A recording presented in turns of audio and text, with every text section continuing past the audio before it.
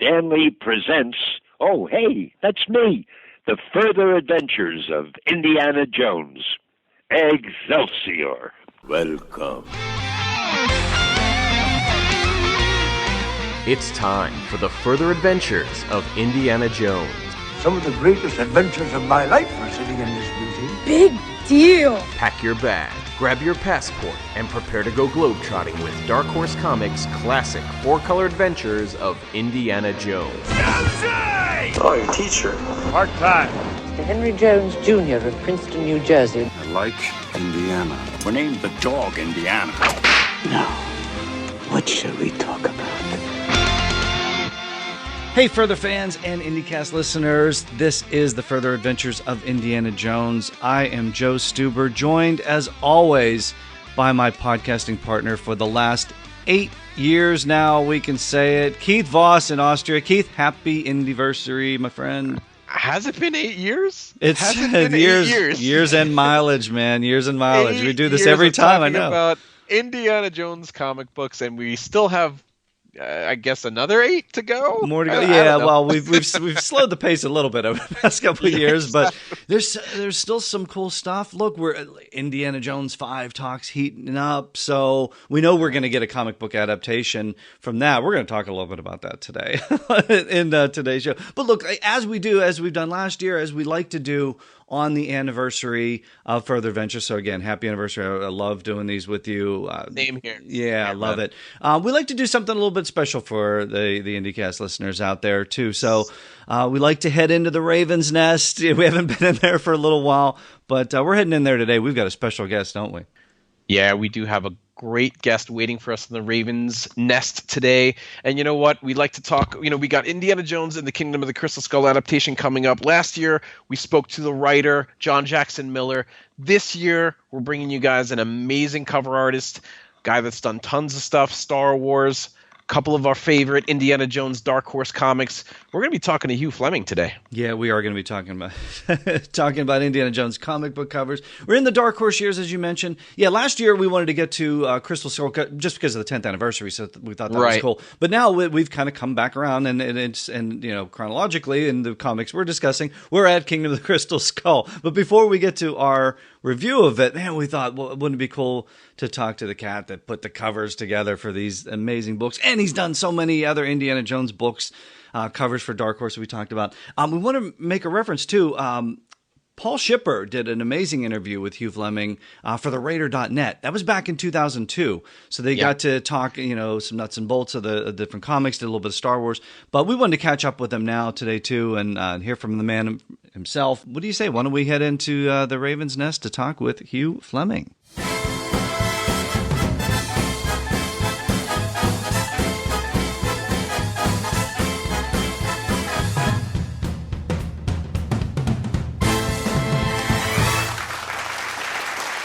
All right, Keith, well, we are here once again in the Raven's Nest. Oh, the band is jumping. The drinks are flowing. Everybody's happy. And boy, look, we're here. We've got a special guest at the VIP table.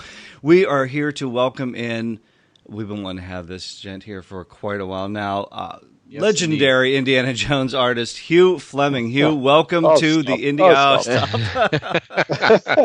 Thanks very much. Thank you very much. We need some decorations around here in the Raven's Nest. Maybe we should get you on some artwork for the bar.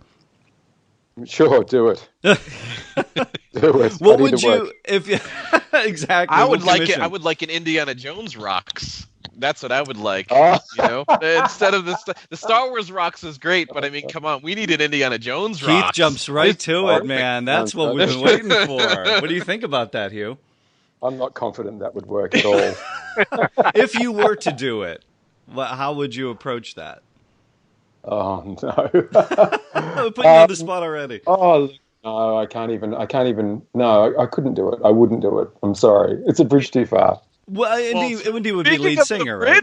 Speaking of the bridge, you had Vader dangling from. I mean, it's very Kiss-like. It's got there had to be some Kiss inspiration there. I'm assuming, but like from Vader hanging from the wires, why not have Indy hanging on? In the Temple of Doom with the spikes coming down. So I don't know, something like that would be kind of fun. Would be kind of fun. I'm sensing a collaboration here, James. Yeah. I don't know where to begin with that request. Well, I tell you, let's begin at the beginning then, because that's obviously when you go through your huge amount of artwork. But two things stand out, and two properties from Lucasfilm, obviously. So you obviously have a passion for both the Star Wars franchise and the Indiana Jones franchise. Safe to say? Yeah, safe to say. When did that start? When and how did all that start? We know how it all started with us, but can you recall your earliest interest in these franchises? Oh, yeah. Look, I'm 51, so I was 10 when Star Wars hit. I was pretty much, I think, the perfect age for it. Same experience as everybody else's. I think I saw the novel for Star Wars in a store, and that piqued my interest because I already liked, sci-fi and stuff on TV, or I already liked Star Trek and stuff like that. And it just, the photographs in that thing captured my imagination immediately. I knew I wanted to see the film, fell in love with it when I saw it, and that started off a love, a fascination, obsession with Lucasfilm-related stories from then on. And, obviously Raiders fell into that stream of interests. I always wanted to be a commercial artist when I was a kid.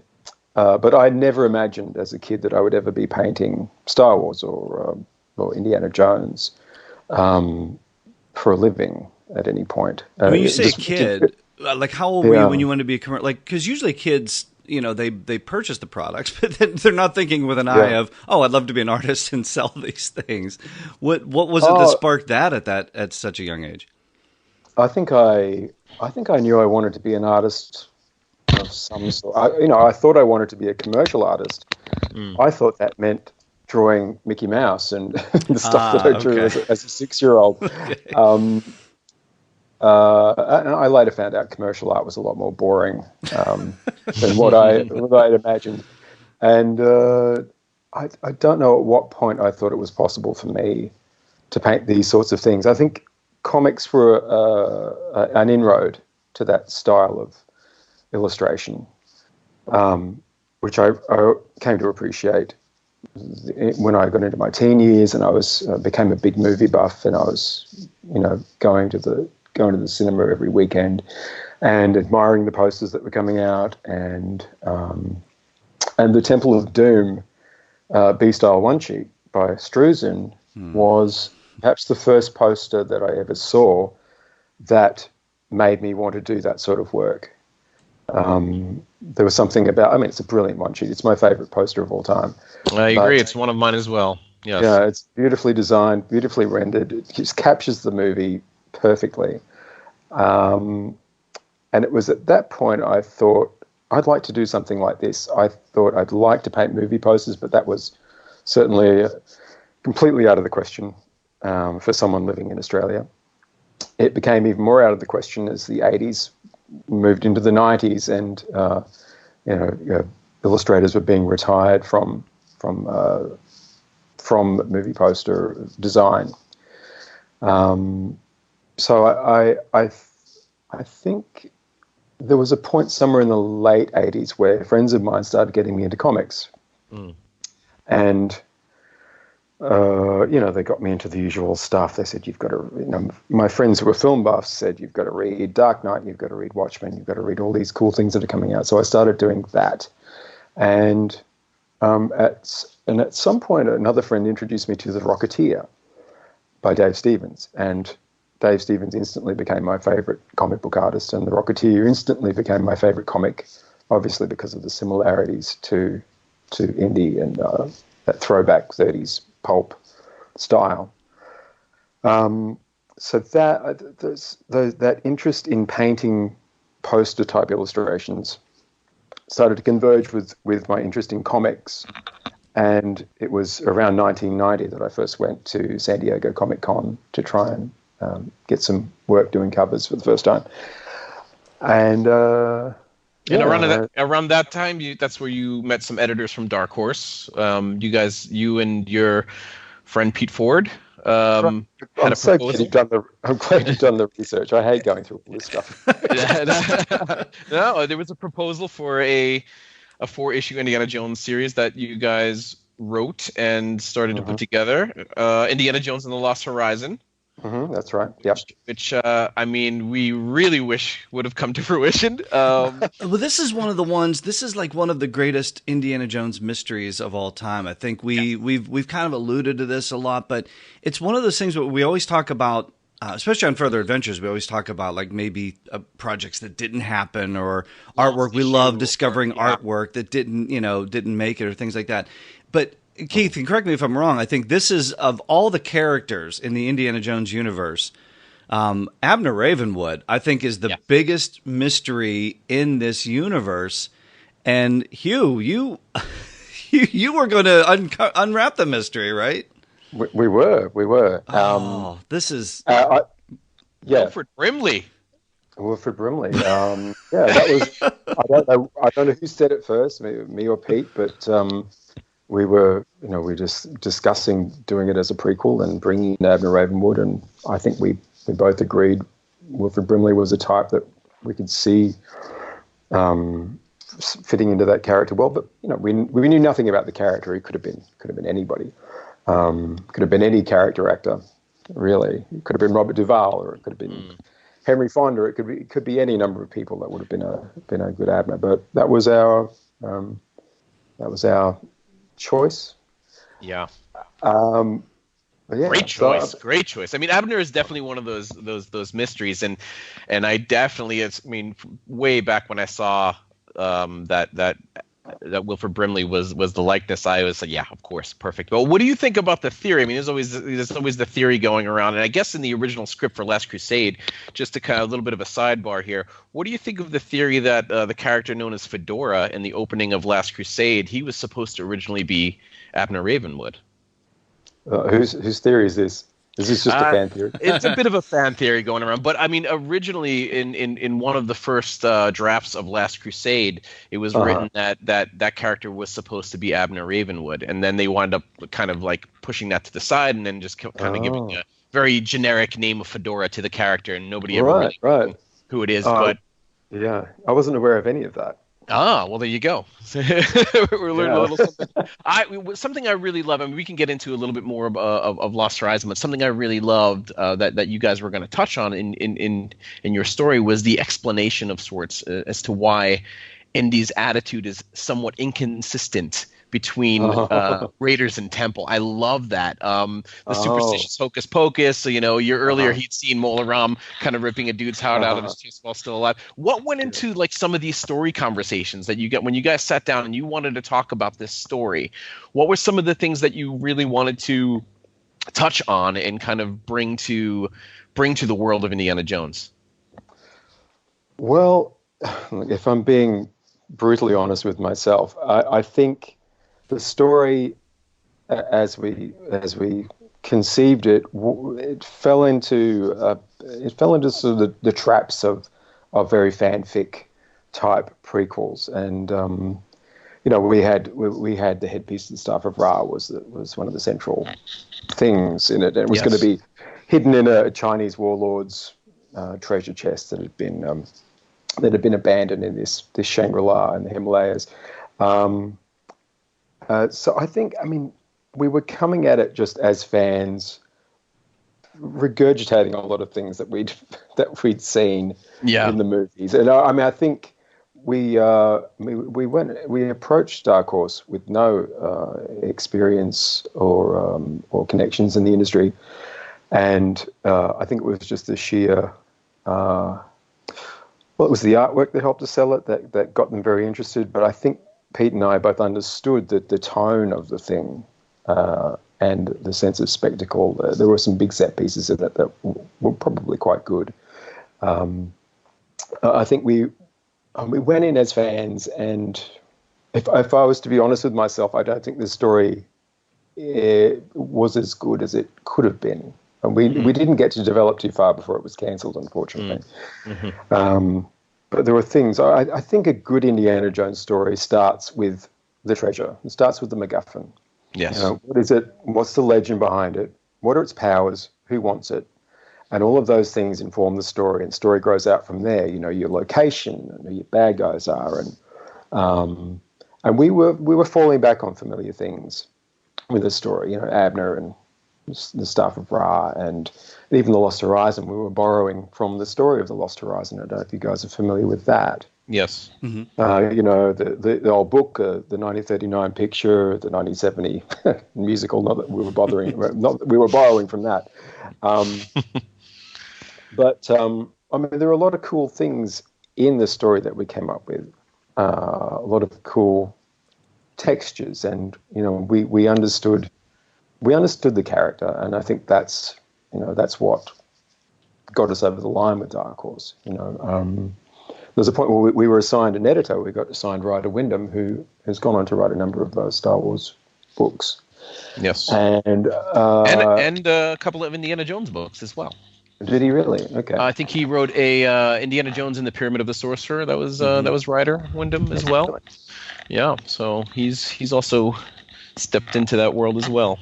Yeah, he was our editor, and I think he said pretty early on, you guys understand this. You've got the tone of the sense of what a movie is like more than what a comic book is like or a novel is like. You know, they felt that we sort of nailed the texture of it.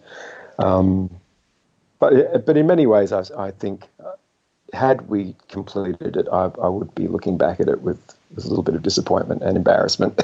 Because it did a lot of the things that they do all the time in prequels these days that I kind of hate.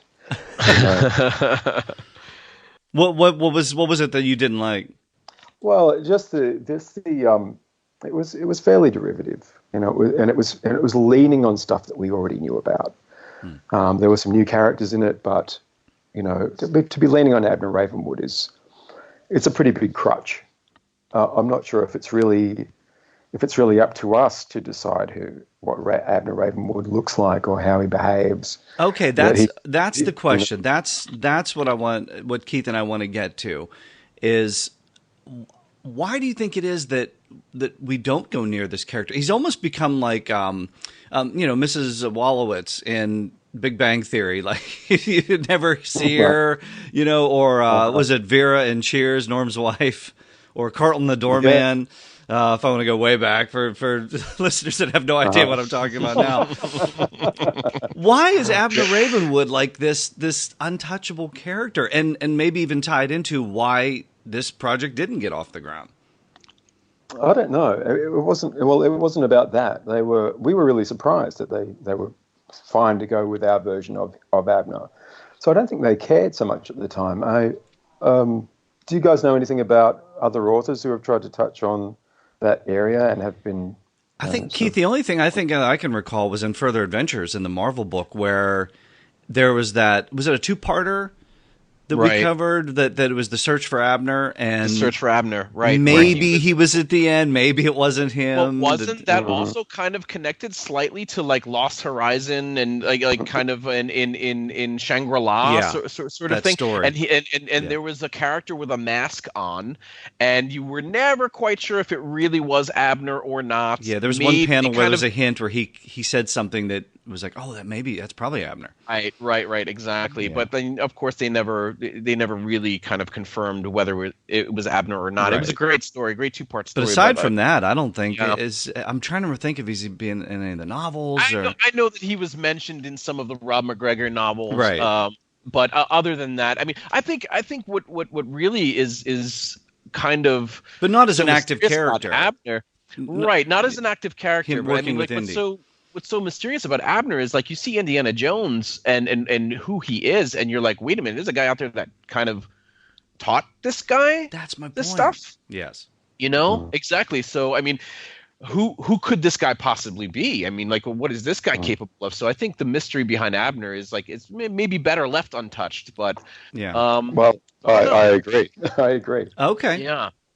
You agree, but as the guy that worked on the comic that almost brought Abner to life, though. So do you kind of regret, like, when you look at that project, do you regret that it didn't happen, or are you glad that it didn't happen? A bit of both. Yeah. You know, it would have been a lot of fun to make. It would have been fun to draw, but I think I might not have been up to the task of drawing all 4 issues because I'm a very slow artist. And going back to the Dave Stevens obsession, I was teaching myself to draw as close to Dave Stevens' style as I could because I thought that was appropriate for Indiana Jones to draw in that pulpy, not Caniff style. And that was quite a time-consuming method of drawing because the inking is all done by brush, and I was teaching myself how to do that, and it's about the slowest method of inking, I think, rather than just using pens or embracing some other technique.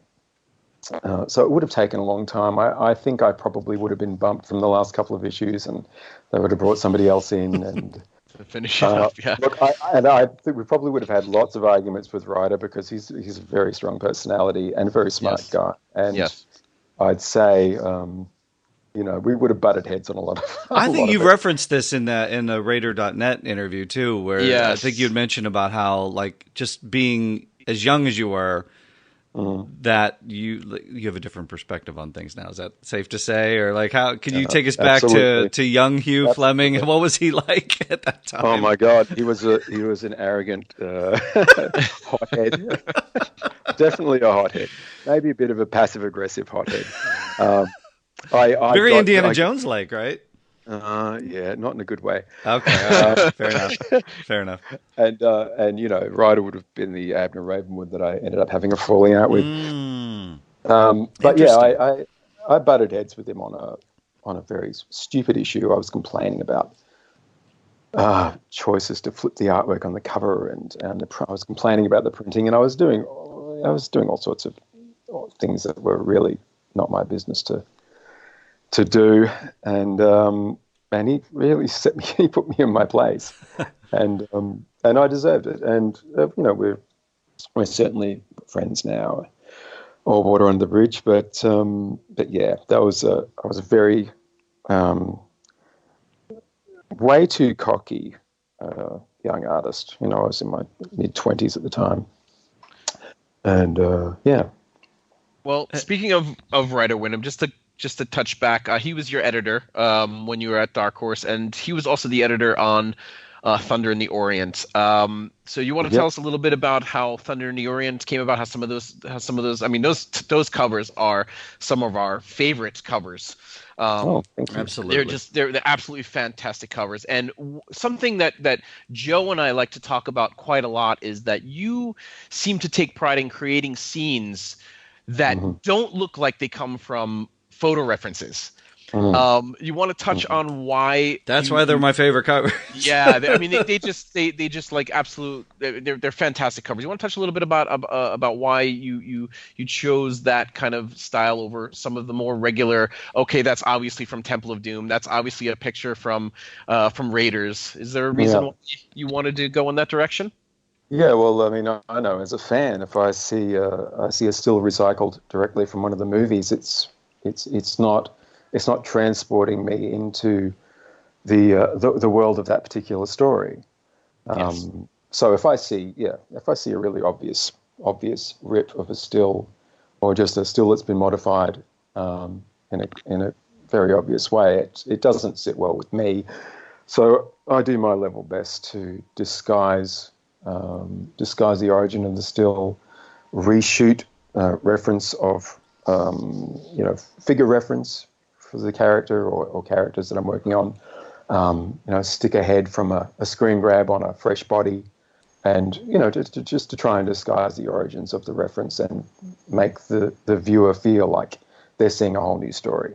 That's the one thing we love about this too, is that because especially some of the Dark Horse stuff, we see that it's like, oh yeah, we know that's from Raiders, we know that's from that, but but these covers really bring the action to life. And I'm thinking too, like we talked to so many artists about Harrison Ford, whether it's Han Solo or Indiana Jones, and they always talk about what a challenge Harrison Ford is to draw.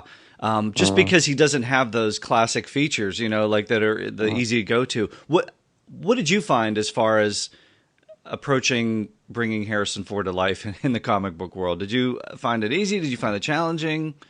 And nobody wanted to draw the hat.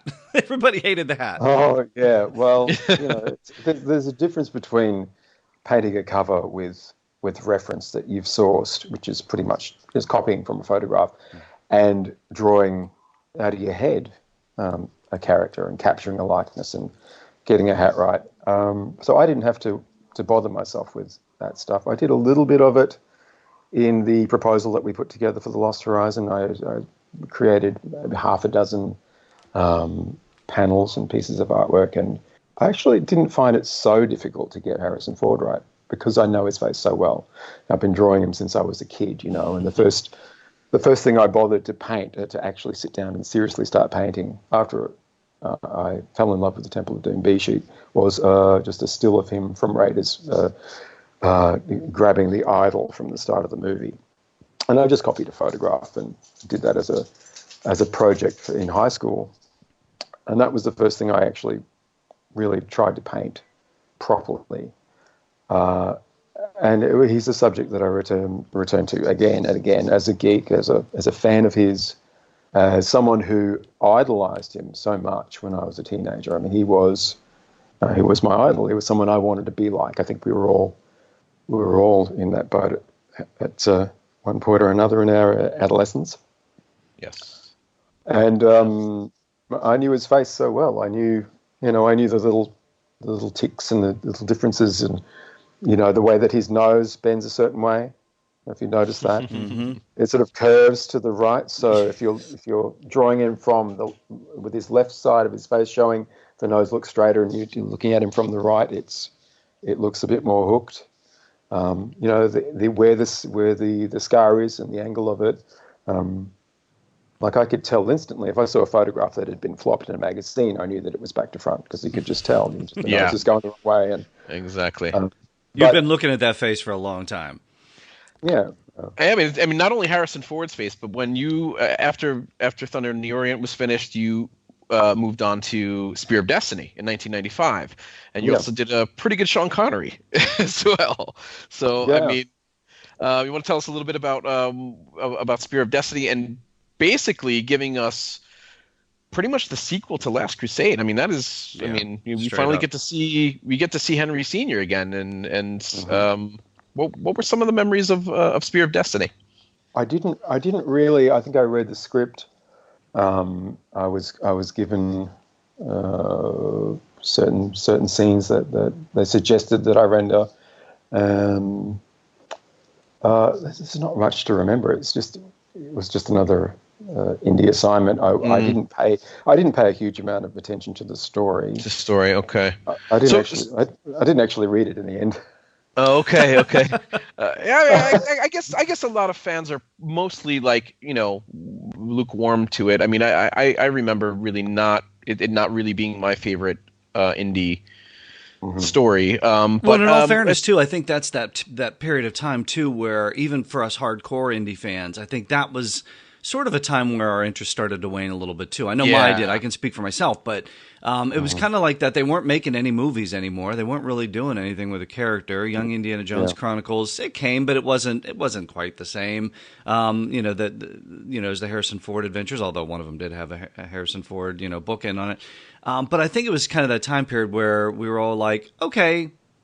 So we get that. It's I think until Crystal Skull came along too, and then we just started going, oh, maybe we should get interested in Indiana Jones again because they're interested in Indiana Jones again. Yeah, 2008 comes around, you get the call. Oh yeah, Well, I didn't get the call. I knew they were doing a comics adaptation, and I called them. Oh. I emailed them, and they put me in touch with Jeremy Barlow, who was editing that series, and I just said, "You got anybody? I'd really love to do this." And he said, "Yeah, I was just thinking about giving you a call." So I got that job pretty easily, and to my great delight. How much were you given? As far as were you given a script or some scenes, or what was given to you in order for you to illustrate these covers? Initially, I was given a 2-page synopsis. I was given the script for the first issue of the comic, and I was sent a CD with photo reference on it, which was really bad photo reference. It was like the model shots. You've got Harrison Ford standing against a white site, just for the action figures or whatever. So they didn't give me a hell of a lot of good reference. Well, what was your initial reaction when you saw these reference photos? Well, when I started getting the good ones through, I was elated. I was over the moon, because this was the second time I'd had this experience, because I did the covers for the Phantom Menace comic, and I had access to reference about a year before the film came out. And again, with Crystal Skull, I think I maybe had about 7 or 8 months advance notice, advance time before the film itself came out. So there was nothing, there was no images out there, and so I was getting this secret stash of photographs, and I was pretty excited, I can tell you. Yeah, I remember reading the script for the first issue, and I'm pinching myself. I'm going, holy shit, I'm reading the first new Indiana Jones adventure for years, and I was excited, as you might imagine. I was excited. I was Did you like it though? It's aliens. It's Indiana Jones and aliens. Well, that's what I'm curious, because we all because Spielberg was like aliens. Well, I'm of the mind that the aliens weren't the problem so much as the execution of the story. I agree. I completely agree. And you guys have read the Frank Darabont draft, right? Yeah. Yes. And it's got some goofy stuff in it, but I think overall it was better, and I think it did a better job of explaining the alien presence and who they were and what they meant to the natives and what technologies they were. Darabont did a far better job of explaining that stuff. And another great thing about that script was the crystal skull. When it's introduced, there's no mention of aliens. There's just this mysterious object. It's a crystal skull. What does it mean? And they didn't reveal that it was aliens or extraterrestrial, interdimensional, whatever they said in the end, until closer to the end. I think when they got to the City of the Gods, and I think that was a better way to approach it, to ease the audience into the concept of aliens, rather than saying, "Hey, we're at Area 51. There's an alien. They're pulling an alien out of a box," and just sort of exactly. Right off the bat, you're in Close Encounters, Yeah. I mean, also there was just lots of characters which didn't really have too much to do in the movie, and a bit of an overload. I mean, so unfortunately, I agree with you. The execution wasn't ideal, but we did get Indy back, and if you go back and just watch the movie for what it is, it's still quite. It's entertaining. Did your excitement hold up though as you got to the end of the script? Were you still excited? Well, I didn't. I was excited because I only had the first issue. Okay. The issue 1, which ended after Indy escaping the nuclear explosion. Right. Yes. And I didn't read any scripts after that. I'd had a 2-page synopsis, and I read that, and I felt a little bit uneasy when I was reading it because, one, it felt a little bit thin. It felt like an extended chase for much of it. But while I was reading it, I was justifying it to myself. I was thinking, well, Temple of Doom is there's a lot of chasing and going on in that. It's quite a thin story, and as long as the movie is executed well and the action scenes are thrilling, I'm sure I'll be fine with it. So I kept my hopes up, but there were a couple of red flags. The big red flag for me was the knowing that they go down those waterfalls 3 times. Yes. When I read that, I thought, because I knew there was a waterfall scene in it, and I thought, well, that's exciting because that's a classic cliffhanger that goes back to the silent films. Somebody's on some ice heading towards this waterfall, and they're going to get crushed to death under tons of water if they go over the edge. and that's the peril that you're supposed to be avoiding. So I had imagined there would be some fight on a boat, and the boat's like the engine's out and it's going towards the waterfall, and they've got to find some way to get themselves out of that situation. And instead, they just go over the waterfall, giant waterfall 3 times, and nobody dies, and nobody breaks an arm, and it's just the tension is non-existent, and it bothered me to read that. I thought I hope that's not as disappointing as it reads in that synopsis. And it sort of was. No, fair enough. Not one of your favorite Indiana Jones moments, I'm assuming. But what about one of your favorite Indiana Jones moments? What's from the other three films? What kind of jumped out to you as some of your favorite Indiana Jones moments? Because we all at the IndyCast we all have our own favorite moments. But what's your favorite moment? Oh gosh, I love everything about Raiders. Yeah. I respond to these films mostly as a movie buff and someone who likes to see good directorial technique in play.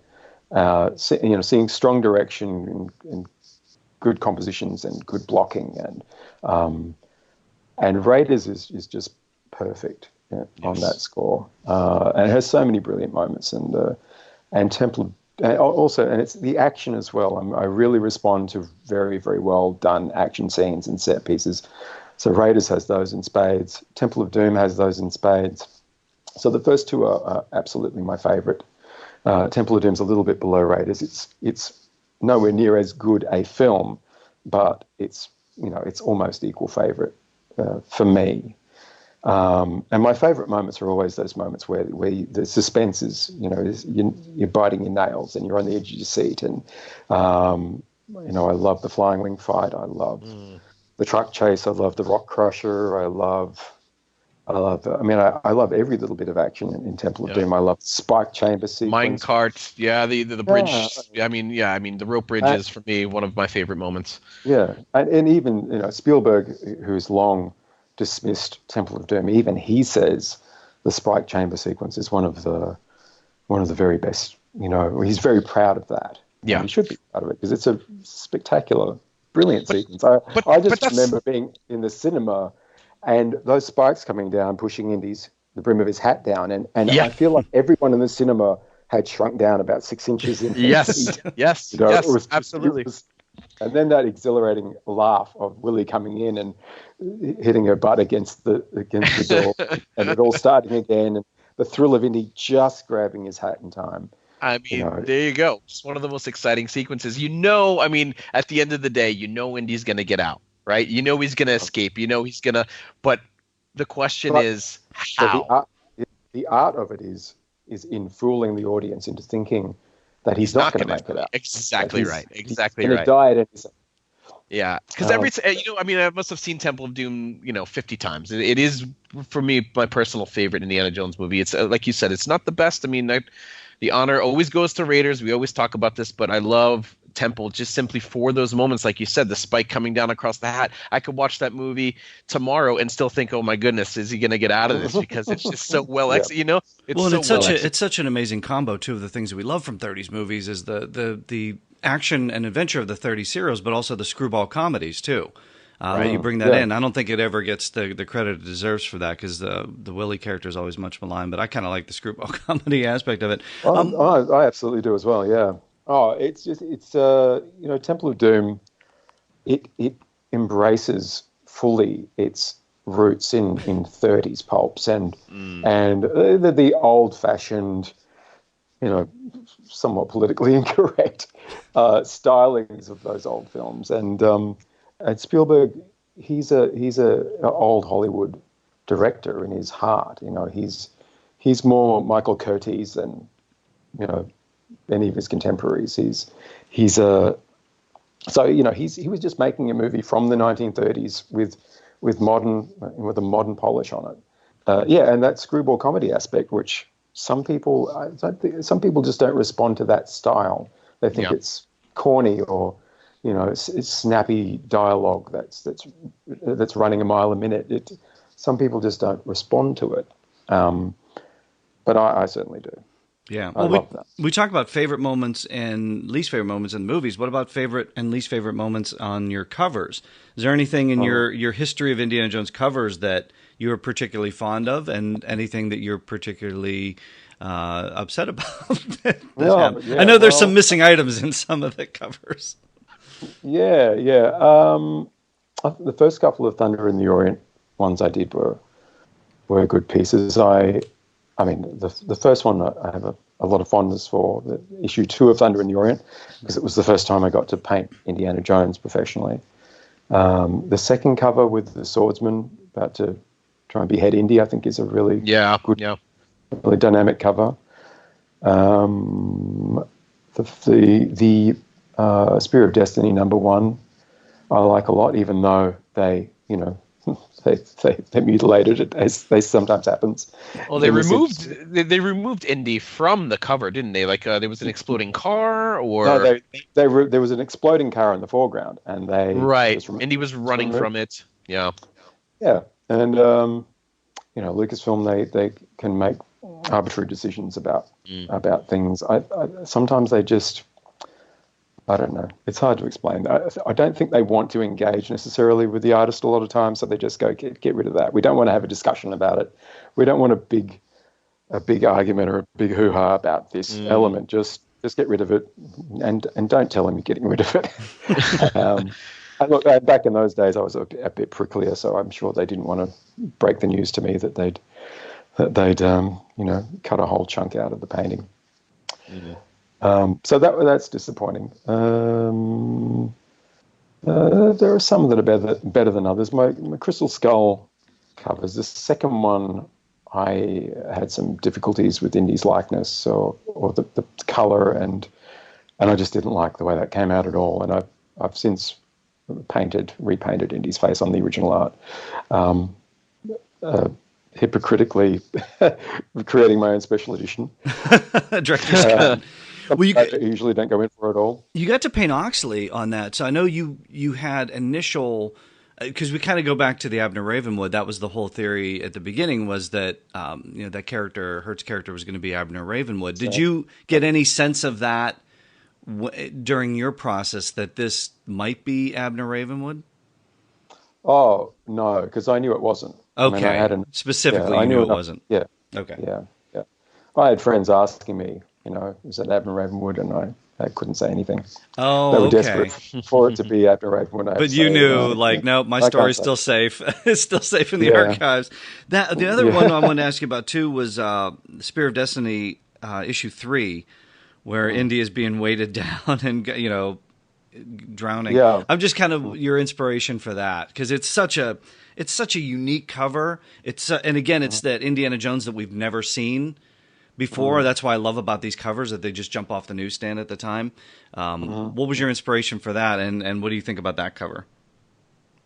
Well, there's generally not a lot of inspiration. There's just a scene in the book that the editor says, but maybe you could give us an angle on that. And I go, well, okay, sounds good. So I just painted Indy with a lashed to a rock sinking in the water. Yeah, but the emotion of a guy who's about to drown, like how did you get that to jump off the page? Because that is really that is a comic book I want to grab and just start ripping into. And that's what a cover is supposed to do. Oh, that's good. I was never that pleased with that cover, to be honest. Okay. It's definitely one of our favorites for sure. Cool. See Indy in a in a pretty intense situation. We think of Sargasso Pirates from Alex Ross, when he's the Kraken's coming, and it's like pulling it. It's like, we love Indy, and he's like, there's no way he can get out of this. Of course he can, because he's Indiana Jones. But we talk about this, the spikes coming down. We know he's going to get out, but how is he going to get out? That's what I love about that cover. Is like, there's no possible way he can get out of that. Well, thanks a lot for drawing an immediate comparison to Alex Ross, a far superior artist to me. Well, yeah, we love you both. That's the thing. That's the sure. And again, the covers are supposed to make you want to grab it and just start ripping into it and finding out what in the world is going on there. Yeah. And I think your cover, I think Keith and I are both in agreement that your covers, especially in the Dark Horse comics, because the Dark Horse years are a mixed bag. Story-wise, and even some cover-wise too. So I think when we go through these, it's like these are our favorites as we go through, and we love that. And so I know we didn't get a chance to talk about Star Wars much today. You've talked a lot about that. No, that's a whole other show. That's a whole other show. I know, but what's on your drawing board right now? Like, and first of all, what are you doing, and how can people know about it? Well, you can. let me see. You can check out my Instagram, Hugh Fleming Illustrator. That's just got little bits and pieces of things that I'm working on. Movie posters that I've done recently. There are some insets of a Raiders piece that I've been working on for a print, which is going through an endless purgatory of approvals at the moment. I don't know when it's going to get released. This is something officially sanctioned? Mm-hmm. Yeah, this is Raiders of the Lost Ark artwork. Okay. From Disney? Like Disney's cutting a check on this? No, not Disney. It will be with Bottleneck Gallery. Mm-hmm. Okay. Hopefully. Can you give us a hint as to a possible theme of this artwork? Well, it's a Raiders movie poster, really. Okay. Like a landscape orientation, like a half sheet. It was designed as like an English half sheet. Okay, so if they were going to re-release Raiders in the theaters today, this would be kind of like maybe could be artwork for that. Yeah, sure.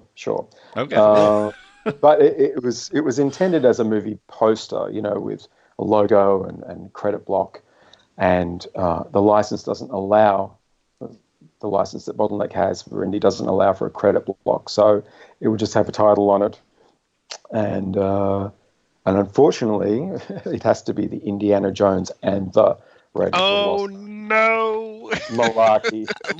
Look. I think we've all come to accept this. It's like it's Star Wars Episode 4, A New Hope. I haven't. I haven't either. Hugh, I'm in the same boat with you. Look, we can't fight the tide. Yeah. Well, you can. You should try. You can't. You had to paint it on there. No, yeah, well, we added in post, but okay. Exactly. Keith, the way I'm hearing this is I'm hearing that Raiders of the Lost Ark is going to be re-released in advance of Indiana Jones 5, and Hugh Fleming's doing the artwork for it. That's the way I heard it. I don't know. Sounds like he might be doing the artwork to both. If there's an adaptation of Indy 5 that's coming out in a couple of years, it looks like Hugh's going to be making the call first. We just assume everything, Hugh. We just assume we put fake news out there all the time. Hold on to those dreams. Yeah. Well, what would you think about Indiana Jones 5? You made the call on 4 and said, "Hey, can I get the gig?" Have you made the call on 5? Well, no. Okay. Well, I don't know anyone at Marvel. I have no connections there. All right. And unless you know somebody, it's really pretty much impossible to get anybody's ear. I don't have any. I don't think I have any colleagues who can give me an email address either. So we'll see. I don't know. It might not be for me. Okay. No, I'm just curious. I would like it if it was. Yeah. Yeah, you got 4, so I thought that would only make sense if you got 5 too, and then so I think the website, have we mentioned this, hughfleming.art? That's it. Okay, so you go there and we can buy stuff and put it all over the Raven's Nest here. No, well, you can't buy anything except original artwork. If you want to drop me an email and okay. See what art I have to offer at exorbitant prices. You're very welcome to do so. Fans can do that and make their own Hugh Fleming art gallery. And they can. That would be amazing too. So, well, Keith, this has been fun. We've been wanting to do this for a long time. We appreciate everything you do in the world of Indiana Jones, and we hope it's not the end of it. We hope that there's much more to come. And it sounds like there's a little bit more to come with Raiders, so that's pretty cool. Yeah. Well, it's always my pleasure to paint Indy. Always. Hugh, thank you so much for joining us today in the Raven's Nest. You're welcome, guys. You're welcome. Thanks so much.